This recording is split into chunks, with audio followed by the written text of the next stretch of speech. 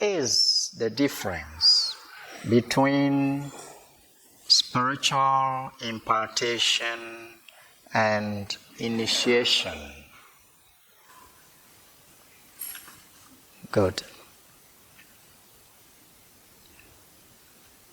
Actually, impartation, initiation, and though your question didn't mention about baptism, but we see baptism, initiation, and impartation.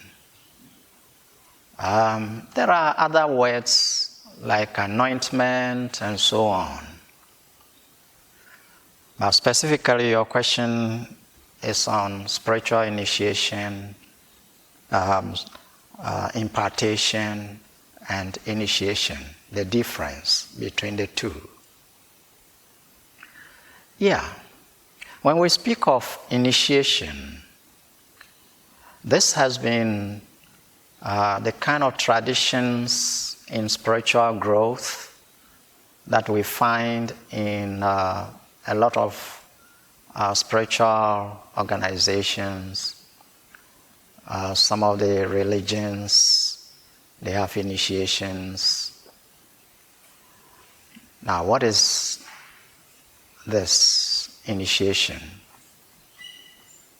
Yeah, when you are growing spiritually, you see, spirit doesn't grow, but what we mean by spiritual growth is uncovering the spirit. See, going beyond false identity of yourself so that who you really are is manifesting. And this is what we call growth. That means releasing the real self from bondage. This can be done in degrees, that means step by step. And each step, sometimes there are traditions to say this is where you have reached. And the topic of baptism, anointment, initiation, and so on, they follow these patterns. However, the topic of initiation usually happens between master and disciple. And what goes on creates a kind of covenant, a kind of bond between the master and the student, the master and disciple.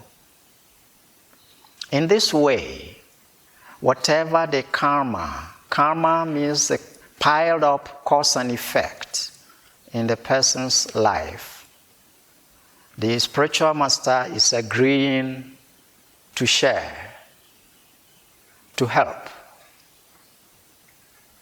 And in this way, that lessens the burden of the disciple. In this world, every advantage there appears to be a disadvantage. Sometimes this bond may not necessarily result in the spiritual growth of the disciple. The karma, cause and effect, especially the bad karma, things he has to suffer, if they are taken away by the spiritual master suffers them within himself. He is on a level where he's able to burn it or bear it. But then,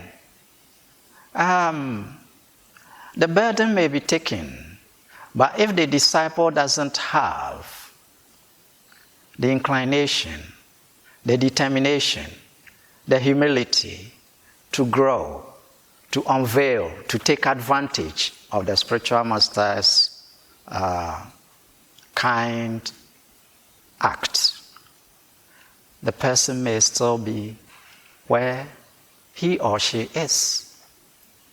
It's like you're traveling and you're carrying such a heavy load, it is not helping you to move fast enough. Then somebody comes and takes the load, and you continue to walk slowly. Then it's like almost meaningless. Taking the load, of course, the weight is lifted. But it is up to you whether you take advantage or not. That is initiation. Sometimes there is a statement that you can take the horse to the river, but there is no way you can force the horse to drink. If it decides not to drink, the water will be there, and it will also be there, but not drinking. You did your part, taking the horse to the river, but that is where it ends. So initiations bond the spiritual master to the disciple, and it's like the master is taking it up to sort of unburden, sort of take the burden, the karma. Yes. There is the kind of karma the spiritual master takes. It is called accumulated karma. Accumulated karma. The ancient people used to call it Sanchita karma. There is another aspect of karma, the spiritual master doesn't take it. Even in initiation, the bond to take your karma, the spiritual master leaves what we call matured karma or prarabdha karma. The Asians will call it prarabdha karma. What does it mean? The immediate karma releasing, the spiritual master leaves it alone. Why? If he takes the accumulated karma plus the matured karma, then you will have no reason to continue living here. Because you are working out your karma. And there is no more karma. So you just leave this plane. So it is untrue that the spiritual master takes all the karma. No. He takes the accumulated karma, but leaves the matured karma. The matured karma is the karma from the accumulated, which is right, ready now to strike. That one, the spiritual master doesn't take it. Like I said, if you should take that also, then you finish with the game. You finish with the drama. What are you here for? So, the prarabdha is left. Now, with that one can continue to create new karma, even though the accumulated one has been taken by the spiritual master. But the matured one, which he leaves for you, whilst you are working it out, if you can live a very righteous life, very good life, then as that matured karma gets exhausted, gets wiped off, gets paid off, then you enter into very good karma. So it's an opportunity though, but not many people know about it, how to take advantage. So initiations create this bond, this covenant between spiritual master and disciple. But then, your question is the difference between initiation and the spiritual impartation, because I'm offering spiritual impartation, not initiation. What is the difference? Yes. In the case of spiritual impartation, the master does something. He doesn't take the karma, not the accumulated karma, upon himself, but he bonds to the student and ensures speedy growth of the student so that the student rises above the karma. You see, this is something people don't know about. That when you are releasing your spirituality, you are automatically rising above karma which you committed in the past. It's just like an airplane moving on the ground.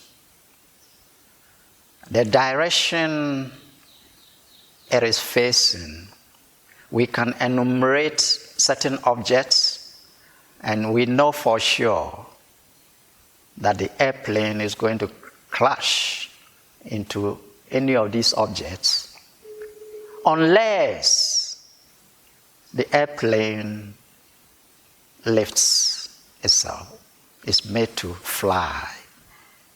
Once the pilot is helping the plane to fly, now when it flies, the objects it was to crash into will not become threats anymore.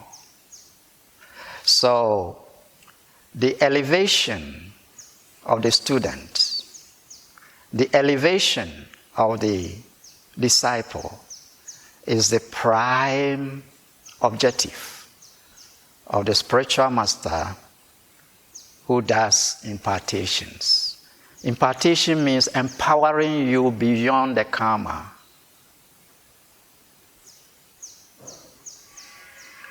In this way, it is not like you are on the same plane with the karma, but the spiritual master is paddling it off from your way. No. This time, you are being lifted beyond where these objects can be found. So, when people commit karma, there are 3 stages, 3 spiritual states or frequencies in which a person commits karma. We have the state of ignorance, and it is the lowest state.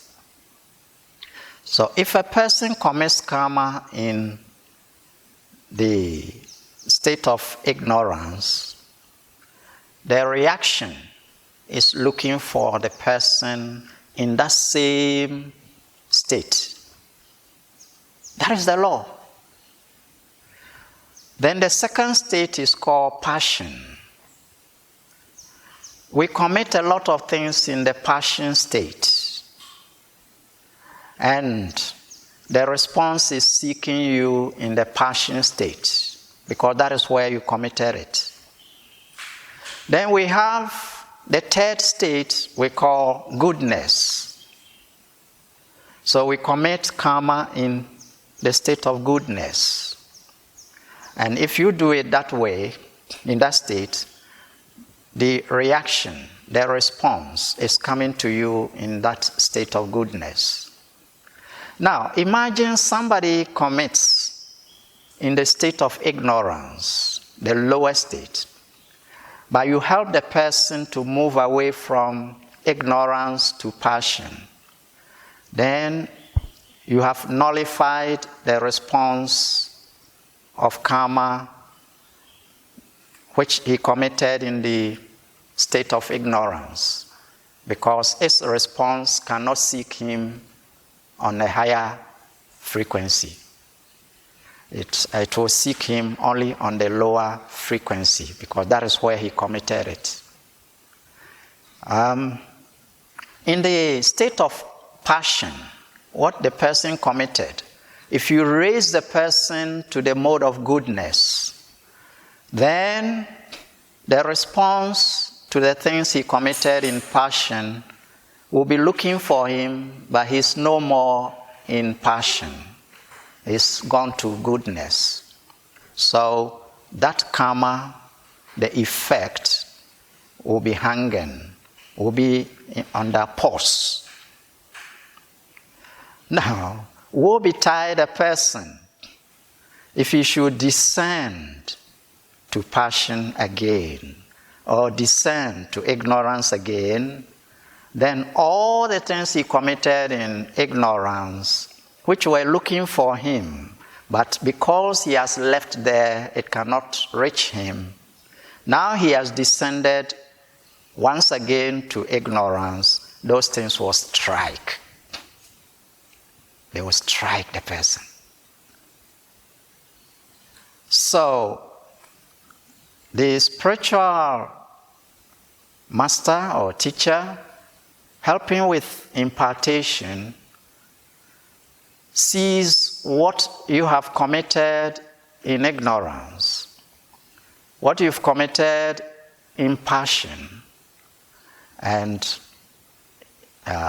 he lifts you beyond these three states and keeps you there, monitors that you are kept there.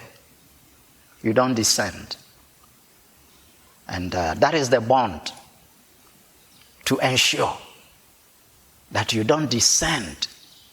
Woe betide you if you descend. The things are waiting for you. They are under pause. It's not like initiation. The spiritual master doesn't lift you, but he takes your karma off. He paddles it off your way. But you are still where you are. Because as he takes it away, he expects that you will take advantage of it and rise. But most of the time, people don't rise. Even though their load has been taken from them, they remain where they are. That is the unfortunate thing about initiations. But impartation raises you up beyond the karma. The spiritual master or teacher is not going to carry it. He's just taking you beyond it. And this is the principle, and this is the difference between impartation and initiation. Beloved brothers and sisters, so your question, what is the difference between spiritual impartation and initiation? This is it. Yes, it is laudable that you get someone to initiate you, but if you are observant, you see a lot of people have been initiated, but they don't attain the goal. Why? Why? The lifting of karma, and lo and behold, the matured karma is left untouched, and that one ensures that the person continues in this drama. And because of that, the person begins to falter once again and fall into the old problem. So it's almost like taking a bath and after that, just putting yourself in the dust, making yourself dirty once again.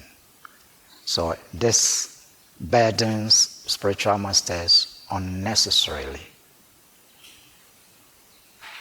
It burdens them unnecessarily because the people will continue to dive into the worldly situation and face new karmas that they will create.